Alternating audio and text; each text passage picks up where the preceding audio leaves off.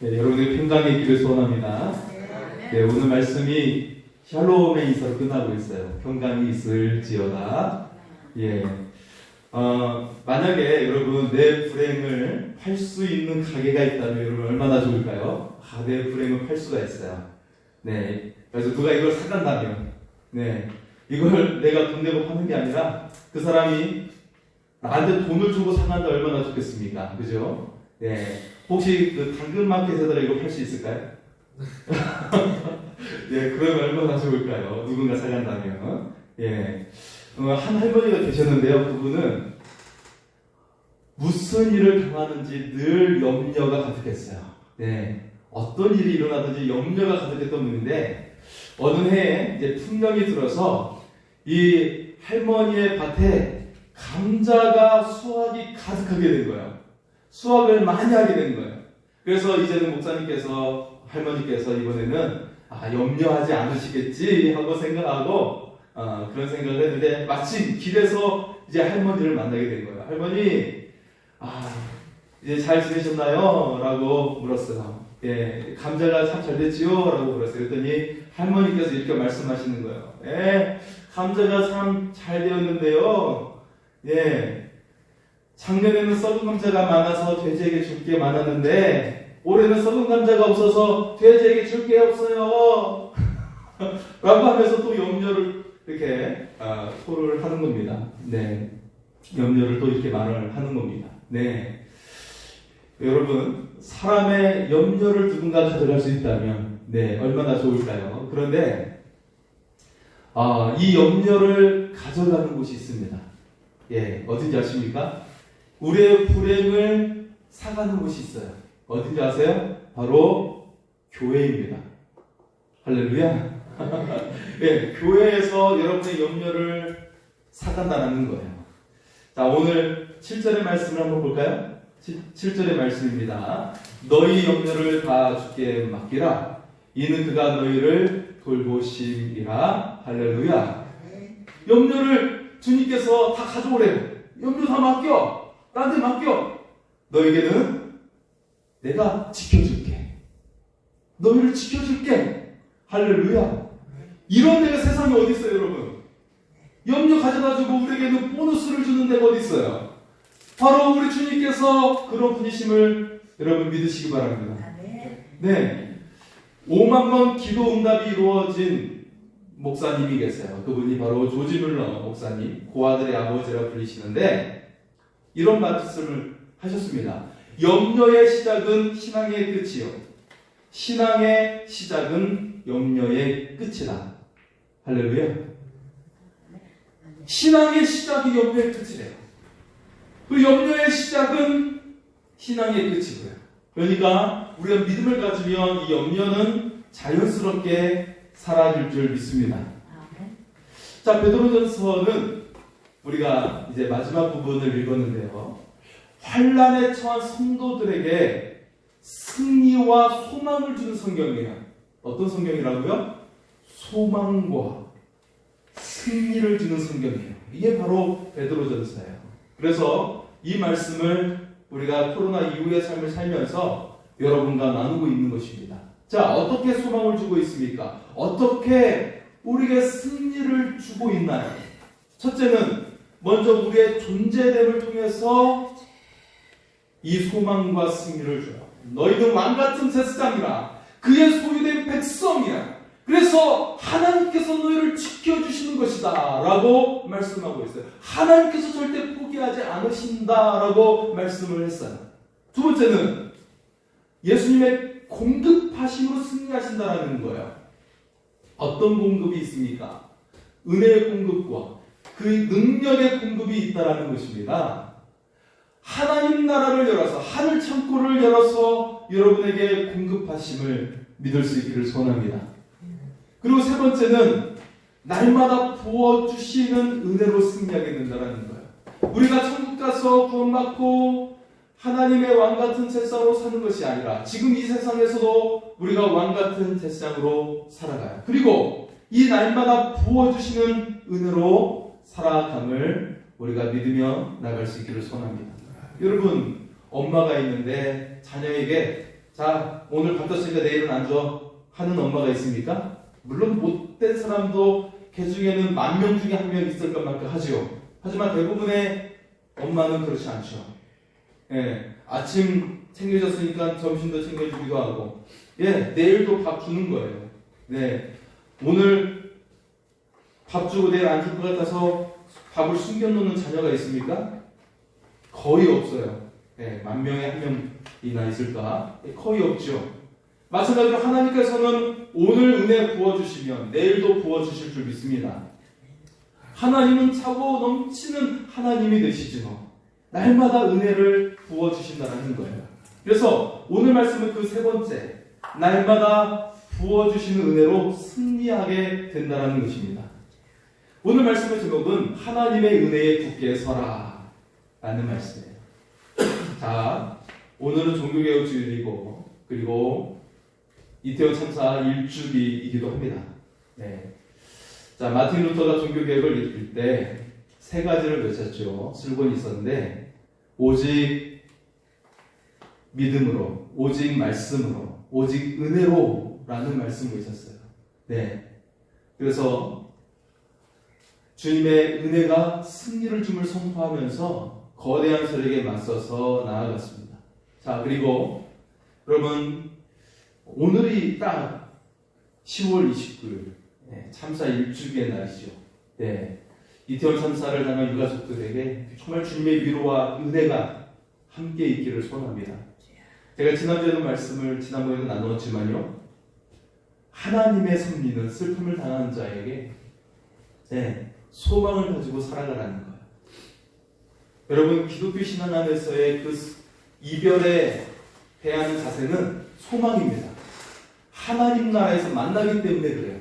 그런데 우리나라는 아직도 사실 물론 정의가 세워져야 되지만 이 슬픔에 대해서 그 슬픔에 많이 머물러 있는 경우가 더 많이 있는 것 같아요. 고통에 더 많이 우리의 시선을 머무는 경우가 굉장히 많이 있는 것 같습니다. 고통을 반드시 기념해야 됩니다. 하지만 슬픔으로 계속 누군가를 계속 공격하거나 그런 것이 아니라 우리는 하늘의 소망을 향해 나아가는 존재로 향할 수 있기를 소원합니다. 자, 그래서 주님의 위로와 은혜가 함께 있다는 것, 그리고 우리가 이별당한 자에게 남겨진 자의 소망은, 이별당한 자, 떠난 사람들이 우리에게 무엇을 기대할까요? 예, 여러분 가족 중에 먼저 떠나는 사람이 있을 수 있어요. 그 사람이 여러분에게 무엇을 기대할까요? 슬픔에 살기를 원치 않아요. 슬픔 가운데 살기를 원치 않는다는 거예요. 내가 못다한 삶을 대신 살아주고 행복하기를 원하는 거예요.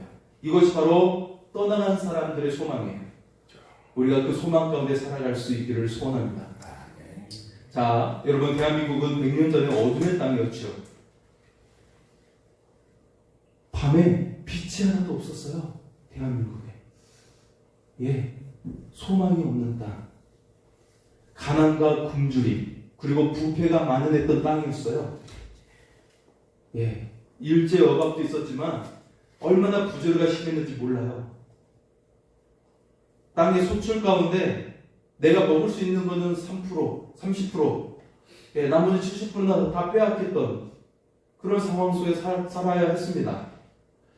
하지만 오직 이 땅에 하나님의 베푸신 은혜로 말미암아 오늘과 같은 대한민국이 세워진 줄 믿습니다.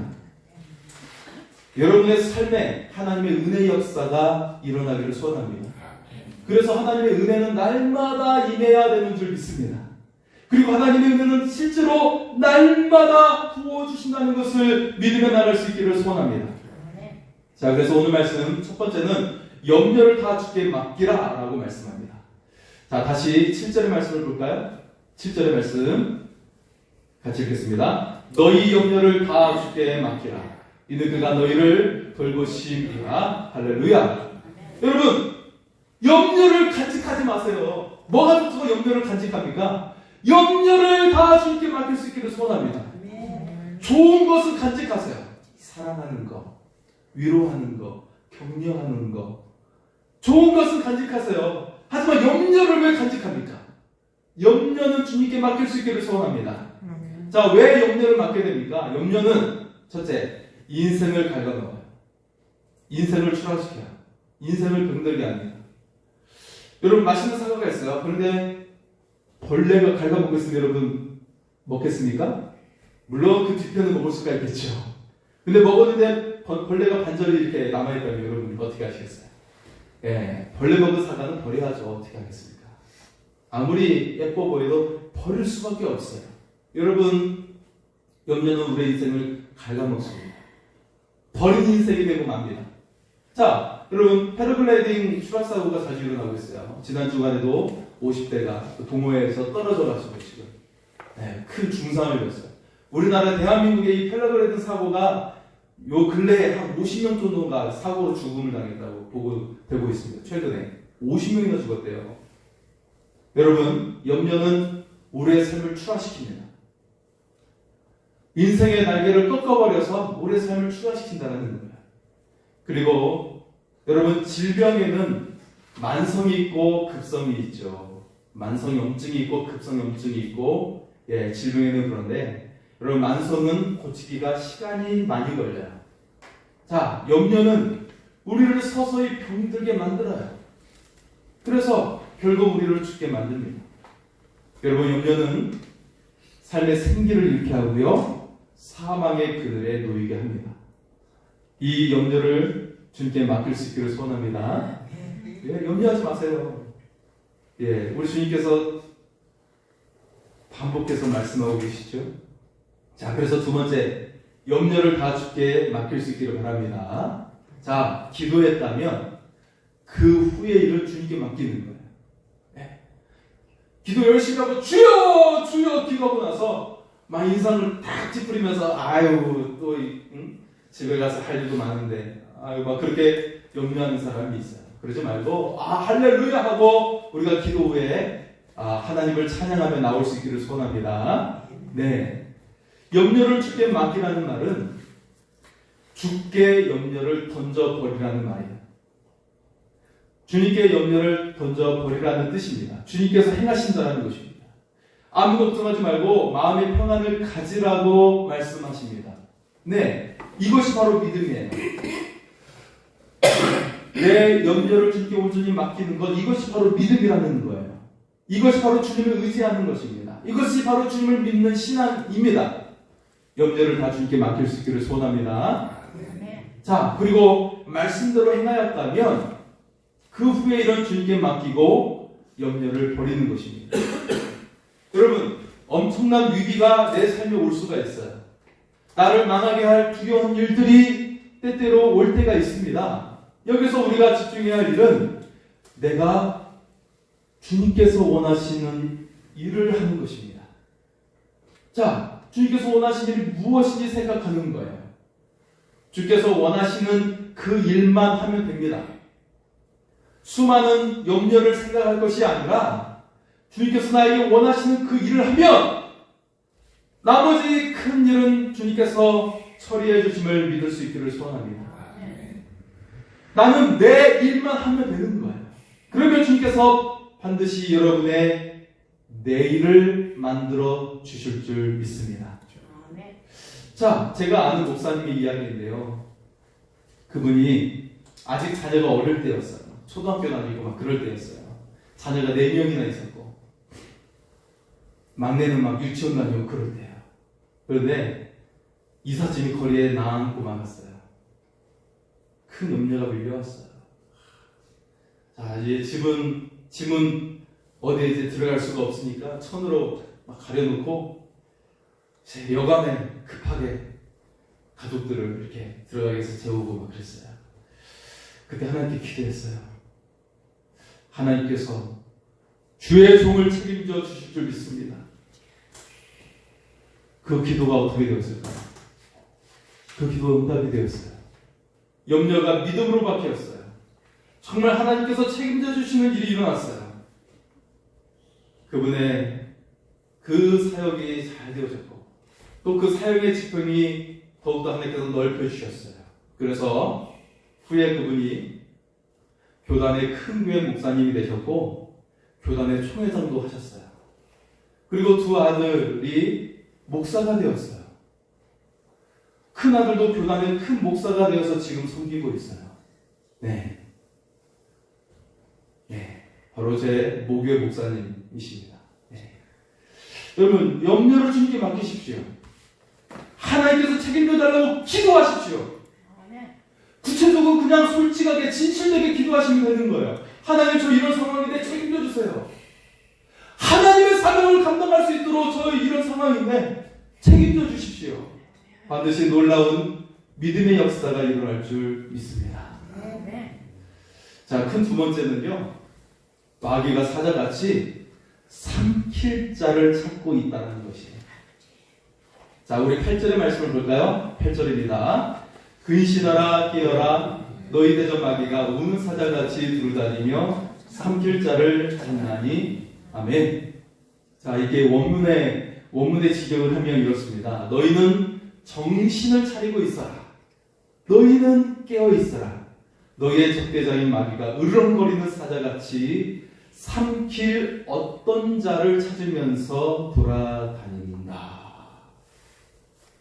으르렁거리면서 마귀가 사자처럼 삼킬 자를 찾는다라는 거예요. 이렇게 열심히. 네, 여러분, 사자의 눈을 본 적이 있습니까? 맹수의 눈을 본 적이 있어요? 아주 살기가 가득합니다, 여러분.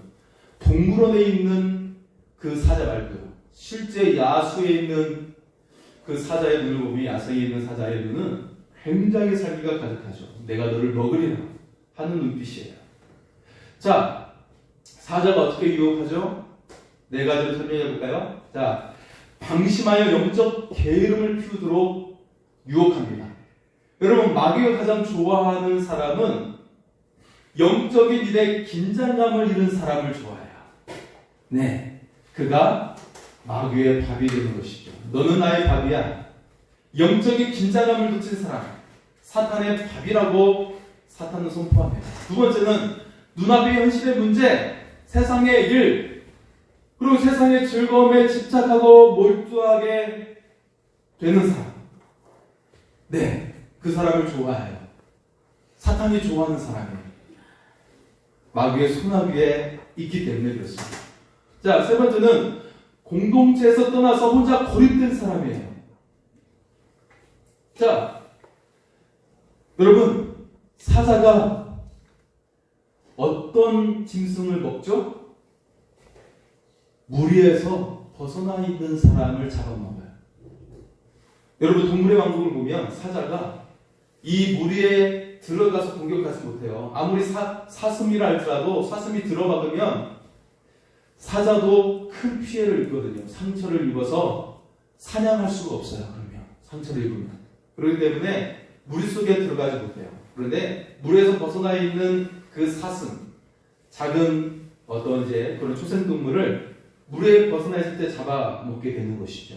네, 여러분, 물에서 벗어나 있는 사람들, 교회 공동체 안에 들어가 있지 못하면 쉽게 사탄의 먹잇감이 되고요, 신천지와 같은 이단들의 먹잇감이 돼요. 아, 그런가 하고 그들의 친절함 속에 속아 넘어가게 되는 것이죠. 여러분, 장작불 예화를 제가 지난번에 들려드렸죠. 장작불 예화. 거기서 이 장작 하나 빼내면 불이 금방 죽게 되는 거예요. 근데 살아남을 수가 없어요. 여러분, 교회가 비록 연약하다 할지라도 우리가 함께 모이는 장작불이 되었을 때 활활 타올라서 여러분의 사랑의 온기로 가득하게 될 줄 믿습니다. 마지막 네 번째는 자기 연민에 빠져서 좌절과 절망에 빠진 사람을 좋아해요. 실패한 인생을 살고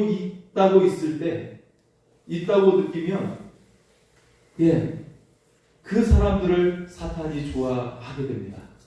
어려움에서 벗어날 수 없다고 부정적인 결론을 내리는 사람을 사탄이 좋아하는 거예요.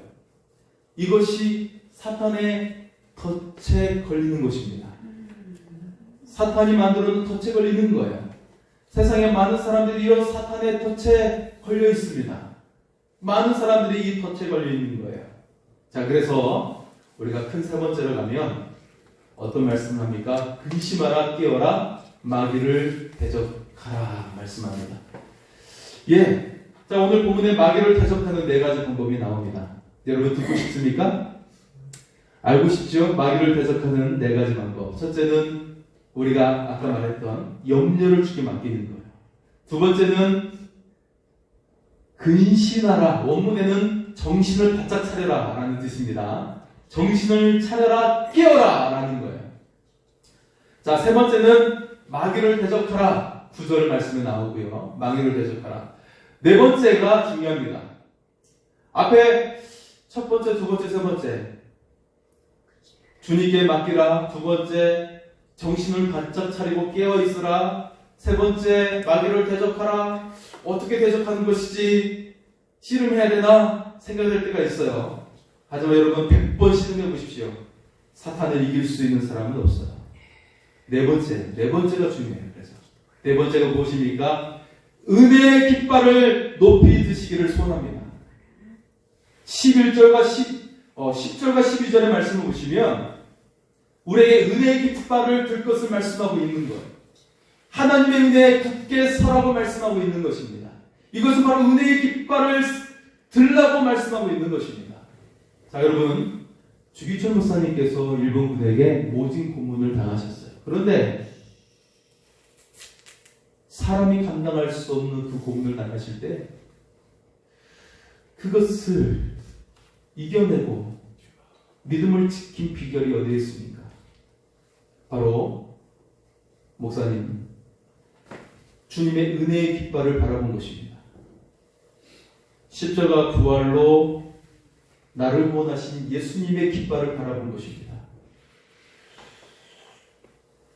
그러자 그 고문이 나를 고통스럽게 할지라도 그의 심령은 영광으로 가득했어요. 왜냐하면 그 속에 하나님의 은혜의 깃발이 가득함임을 우리가 믿으며 나갈 수 있기를 소원합니다. 그 심령 속에 하나님의 은혜의 깃발이 휘날리고 있었다라는 사실입니다. 그것이 지금 주어지는 모진 고문과 고통 속에서 승리하고 믿음을 지켜낸 줄 믿습니다. 실제로 주기철 목사님의 그 고문 가운데 당한 일기를 보면 그런 고백을 하고 있어요. 나는 하나님의 부활이요 생명 되신 예수님을 바라보며 나아갑니다. 그 부활의 영광 되신 그 은혜의 깃발을 바라보며 그 고난을 감당하신 것입니다. 여러분, 예수님은 십자가에서 승리의 깃발을 높이 올리셨습니다. 사탄은 이미 이빨 빠진 사자에 불과해요. 아무리 으르렁거리고 한다 할지라도 예수 믿는 자에게, 그 부활의 예수님을 믿는 자에게는 이 사탄은 이빨 빠진 사자에 불과하다는 거예요. 예수님께서 사탄을 무력화시켰습니다. 그러면서 사탄이 우리에게 힘을 쓰는 것은 거짓말로 이간질하기 때문이에요. 입만 살았어요. 할렐루야. 이빨은 빠졌는데 입만 살았어요. 지금 여러분 그걸 보셔야 되는 거예요. 아, 이빨이 빠졌네. 예수님께서 사탄을 무력화시켰어요. 그런데 입만 살아가지고 우리에게 이간질하는 거예요. 주님과 우리가 아무런 관계가 없다라고 거짓말합니다. 그러면 사탄은 이 사람을 사탄의 소나기에 놓이게 하는 거예요. 노란하게 되는 거예요. 사탄의 먹잇감이 되는 것이에요. 이제 사람들 하여금 예수님의 그 승리의 깃발, 은혜의 깃발을 보게 할 수 있기를 바랍니다. 중요한 것은 그 예수님이 나의 주님이라는 관계 맺음에 있다는 거예요. 그 주님이 나의 주님이심을 고백하는 이 사실이 중요하다는 것입니다. 여러분, 주님과의 이런 관계를 맺으며 승리할 수 있기를 소원합니다. 많은 사람에게도 이 진리를 우리가 알게 할 수 있기를 소원합니다. 마지막 그 네 번째는요, 모든 은혜의 하나님께서 우리를 온전하게 하신다는 것입니다.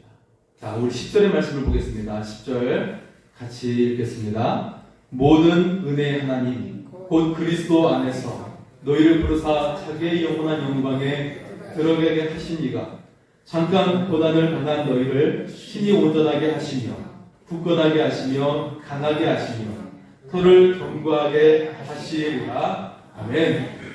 할렐루야. 은혜의 하나님께서 우리를 영광 속에 들어가게 하신다고 말씀합니다. 그런데 그 과정에 잠깐 고난이 있다는 거예요. 그리고 이 과정을 거치면 결국 우리는 온전함과 굳건함과 견고해지는 은혜가 임할 줄 믿습니다. 자, 우리를 하나님의 은혜가 온전하게 하시는데 거기에는 세 가지 의미가 들어갑니다. 첫째는 불행한 상황을 바로잡아 주신다는 거예요. 여러분, 온전하다는 뜻 속에는 우리의 괴롭고 불행한 상황을 바로잡아 준다는 뜻을 가지고 있습니다. 두 번째 의미는 상처를 치유하고 회복해 준다는 의미를 가지고 있어요. 네, 상처가 다 아물지 않았는데 여러분 건강한 사람처럼 다닐 수가 있어요? 그럴 수가 없어요. 이 염증이 재발해서 더 크게 병들게 되는 것입니다. 네, 이 상처를 계속 드레싱해주고 깨끗하게 처리를 해줘야 돼요. 그렇지 않고 그냥 똑같이 활동하고 물을 붙이면 이게 굼게 되고 나중에는 크게 치명적인 일이 일어날 수가 있습니다.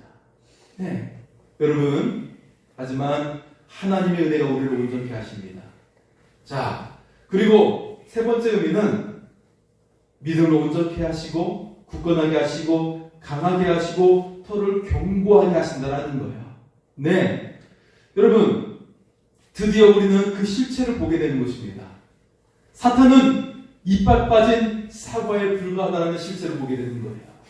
사탄은 그 발톱과 날개가 부러진 독술에 불과하다는 것을, 그 실체를 보게 되는 것입니다. 불이마저도 부러져 있는 거예요. 자세히 보니까 예수님께서 십자가 위에서 원수 사탄에게 치명타를 날리셨어요. 오직 예수님께서 승리의 깃발을 올리신 것을 믿으며 나갈 수 있기를 소원합니다. 이처럼 은혜의 깃발을 높이 들면 온전함과 굳건함과 강하고 견고함이 있게 되는 것입니다. 마틴루터는 주님의 깃발을 높이 들면서 종교개혁을 일으켰습니다. 주기초 목사님은 주님의 그 은혜의 깃발을 높이 들면서 모진 고난을 감당하고 영광의 나라에 들어간 것입니다. 우리도 이 영광의 깃발을 높이 들 수 있기를 소원합니다. 마지막 말씀 12절의 말씀을 보겠습니다. 12절입니다. 내가 신실한 형제로 하는 신뢰함으로 말미암아 너에게 간단히 있어서 권하고 이것이 하나님의 참된 은혜임을 증언하노니 너희는 이 은혜에 굳게 서라. 아멘. 자, 베드로는 동역자들을 향한 끈 인사로 말씀을 마치고 있죠. 그러면서 거듭 강조합니다. 너희는 이 은혜에 굳게 서라. 특히 사도들을 통해 배우고 훈련받은 일을 지속하고 집중하라고 당부하고 있어요. 구체적으로 그것은 무엇일까요?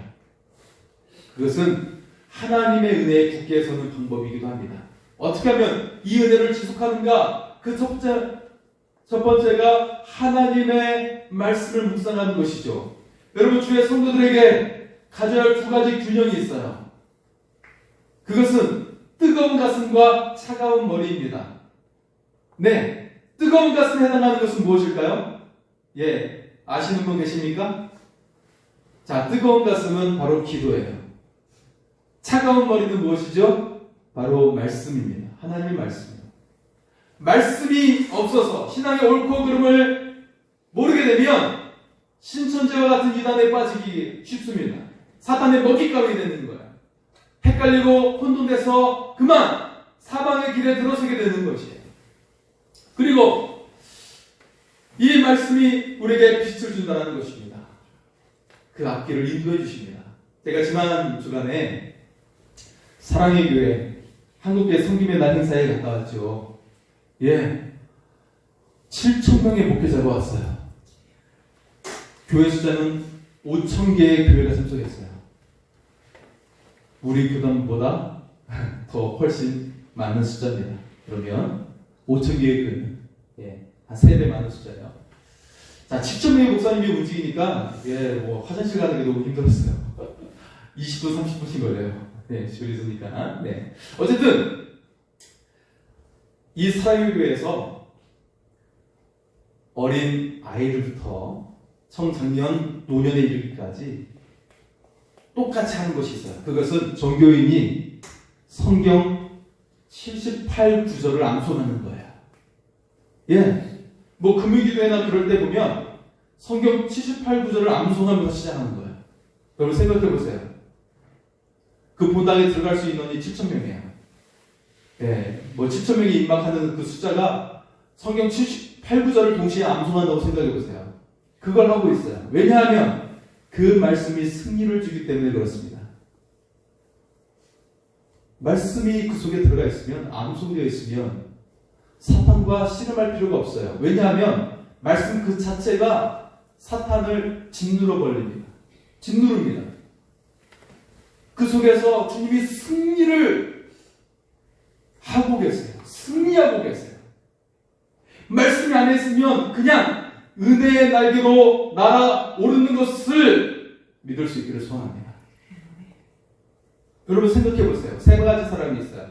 세 가지 사람이 있습니다. 첫째, 사탄에게 짓밟힌 사람이 있어요. 두 번째, 사탄과 씨름하는 사람이 있어요. 그 사람은 뭔가 경건한 삶을 살려고 하겠죠. 그죠? 사탄과 씨름하는 사람. 아마 저는 생각할 때 불교나 그런 종교는 씨름한다고 생각을 해요. 네. 돌을 쌓고 있다고 하죠. 자, 세 번째가 있어요. 세 번째 사람은 어떤 사람일까요? 하나님의 은혜의 날개로 날아오르는 사람이에요. 어떤 사람이라고요? 한번 따라할까요? 하나님의 은혜의 날개로 날아오릅시다. 한번 따라서 하겠습니다. 하나님의 은혜의 날개로 날아오릅시다. 우리 옆 사람 인사하겠습니다. 하나님의 은혜의 날개로 날아오릅시다. 예. 여러분 그 은혜의 날개로 날아오를 수 있기를 소원합니다. 그것이 바로 말씀을 암송하는 자, 묵상하는 자에게 주어지는 영광이에요. 예. 여러분 어떤 사람이 되길 원하십니까? 말씀으로 날아올라서 사탄을 짓밟을 수 있기를 소원합니다. 짓밟히 당하는 자가 아니라 짓밟는 자가 될 수 있기를 소원합니다. 그 두 번째는 하나님께 뜨겁게 기도하는 것이죠. 여러분 비행기가 날아가다가 중간에 정박을 해야 돼요. 왜 정박을 해야 되죠? 목적지에 다 못 가고 정박하는 이유가 무엇이에요? 기름이 떨어졌습니다. 기름을 채워야 돼요. 바로 기도는 우리에게 늘 승리할 수 있도록 기름을 넣어주는 것입니다.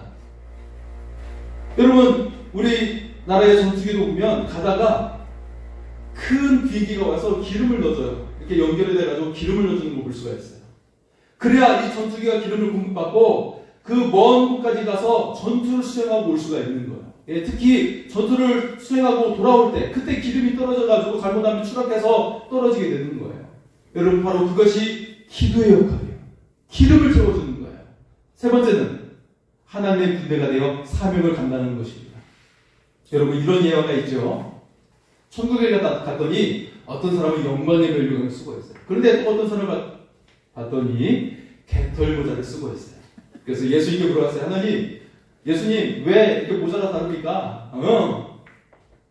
평소에 사명을 잘 감당한 사람은 영광의 멸류관을 주어지는 것이고 간신히 자기 신앙만 간신히 유지하는 사람은 깃털 모자를 쓰는 것입니다.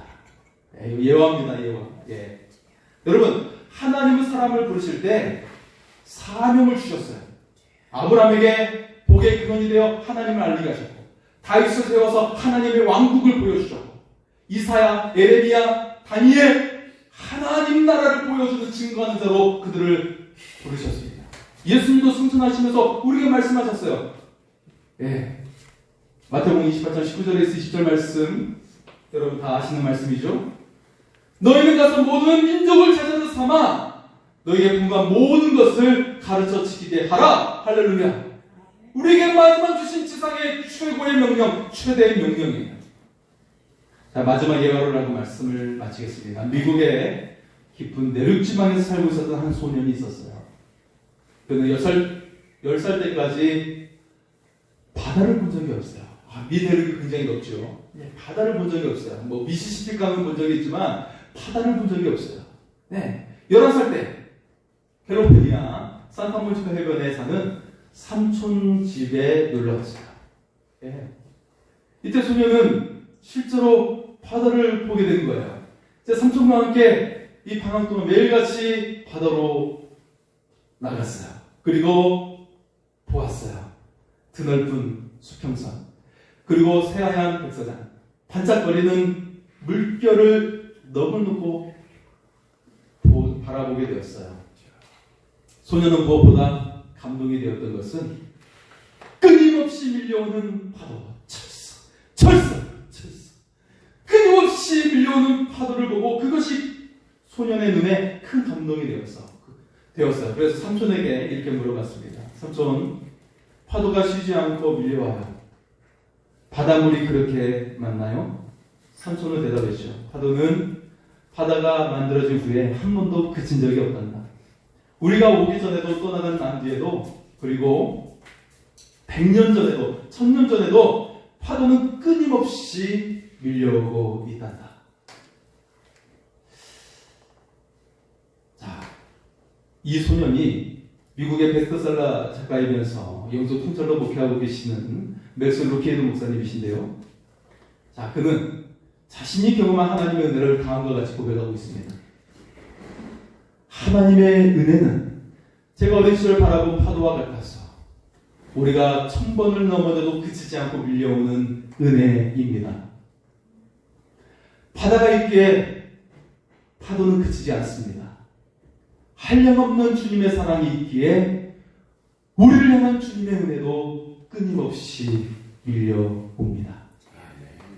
여러분, 그 은혜의 파도의 감격으로 살아갈 수 있기를 바랍니다. 그 은혜의 날개를 달고 날아오를 수 있기를 소원합니다. 이 시간 주님을 찬양하며 나아가겠습니다.